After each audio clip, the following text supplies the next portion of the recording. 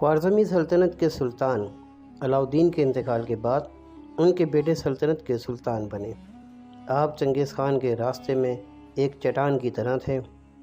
چنگیز خان نے آپ کی بہادری پر تاریخی الفاظ کہے کہ بیٹا ہو تو ایسا ہو جو کہ اتنا بہادر ہے، وہ باپ کتنا خوش نصیب ہے جس کا ایسا بہادر بیٹا ہے۔ تو سامعین و ناظرین، سلطان جلال الدین کے بارے میں جاننے سے پہلے آپ سب کو میری طرف سے السلام علیکم، اور میں آپ سب سے گزارش کرتا ہوں کہ میرے اس چینل ہمارے سلطان کو سبسکرائب کریں، لائک کریں، شیئر کریں اور ساتھ میں بیل آئیکن کو لازمی پریس کریں تاکہ ہماری اس طرح کی معلوماتی ویڈیو آپ سب تک پہنچ سکیں، اور ساتھ میں کمنٹ کرنا نہ بھولیں۔ جلال الدین 1199 میں پیدا ہوئے۔ آپ اپنے والد علاؤالدین کے سب سے چھوٹے بیٹے تھے۔ خوارزمی سلطنت کے ساتھ منگول سلطنت بھی مضبوط ہو رہی تھی۔ علاؤالدین نے منگول فوج کے 3 سفیر قتل کر دیے تھے، جس کا بدلہ لینے کے لیے چنگیز خان نے 1219 میں خوارزم پر حملہ کیا، انسانی خون کی ندیاں بہائیں، گھروں کو آگ لگائی۔ پھر 1221 میں سمرقند کا بھی برا حال کیا۔ اسی طرح بخارا میں بھی آگ اور خون کا کھیل کھیلا گیا۔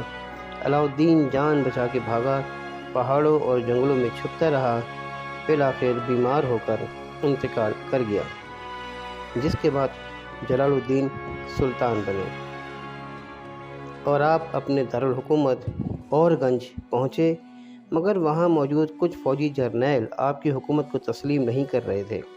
جلال الدین اپنے چند محافظوں کے ساتھ نیسا شہر چلے گئے، جہاں منگول فوج نے محاصرہ کیا۔ جلال الدین نے ان کے محاصرے کو توڑا اور افغانستان چلے گئے۔ افغانستان میں انہوں نے فوج بنائی اور قندھار پہ چڑھائی کی، منگولوں کو شکست دی۔ وہاں سے وہ غزنی پہنچے۔ غزنی میں بھی اپنی فوج کو منظم کیا اور والیان شہر کا رخ کیا، اور وہاں بھی منگولوں کو شکست دی، والیان شہر کو آزاد کروایا۔ چنگیز خان نے ایک اور فوج 50,000 کے قریب سپاہی تیار کر کے بھیجے، جہاں پروان کی جنگ ہوئی۔ منگول فوج کو اس میں بھی شکست ہوئی۔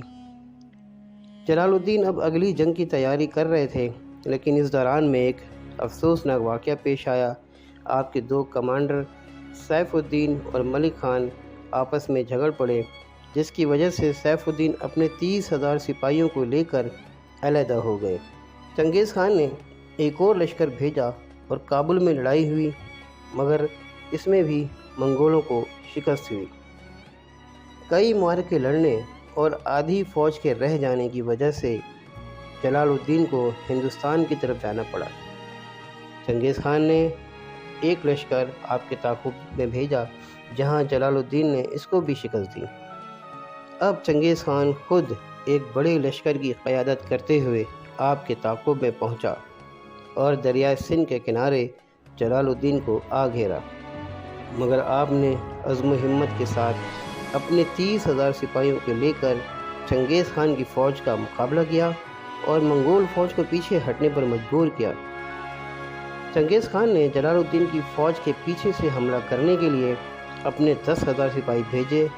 اس 2 طرفہ حملے سے جلال الدین کے سپاہی شہید ہوتے گئے، یہاں تک کہ جلال الدین اکیلے رہ گئے، مگر انہوں نے نہ تو گرفتاری دی نہ ہتھیار ڈالے، بول کے دریائے سندھ کی تیز موجوں میں گھوڑوں سمیت چھلانگ لگا دی۔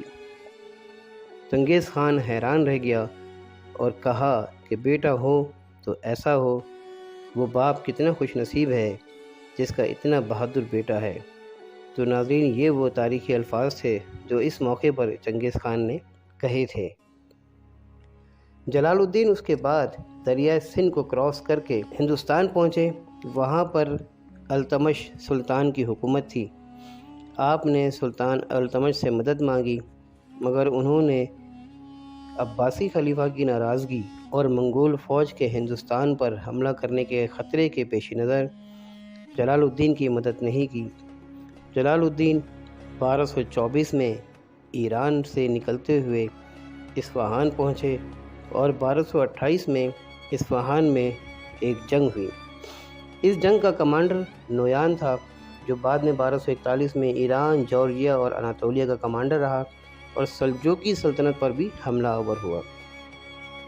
جلال الدین بالآخر تبریز پہنچے اور وہاں سے انہوں نے 3 مسلم طاقتوں کو مدد کی اپیل کی، جس میں اناطولیہ میں علاؤالدین، مصر میں ایوبی سلطنت کے حاکم الکامل اور بغداد میں خلیفہ المنتصر سے مدد مانگی، مگر کوئی بھی تیار نہ ہوا، بلکہ علاؤالدین نے مصری حکومت کے ساتھ مل کر جلال الدین کی فوج پر حملہ کیا، جس میں جلال الدین کو شکست ہوئی۔ اس طرح چنگیز خان کی فوج کو مختلف محاذوں پر شکست دینے والا یہ سلطان اپنے ہی مسلمانوں کی بے رخی کے باعث دل برداشتہ ہو کر اپنی بچی کچی فوج کو چھوڑ کر برف پوش پہاڑوں میں روپوش ہو گیا، جس کا پھر کبھی کسی کو پتہ نہ چل سکا، یہاں تک کہ منگول فوج نے جلال الدین کو تلاش کیا اور ان کے چکر میں کئی لوگوں کو انہوں نے قتل بھی کیا، مگر وہ جلال الدین کو حاصل نہ کر سکے۔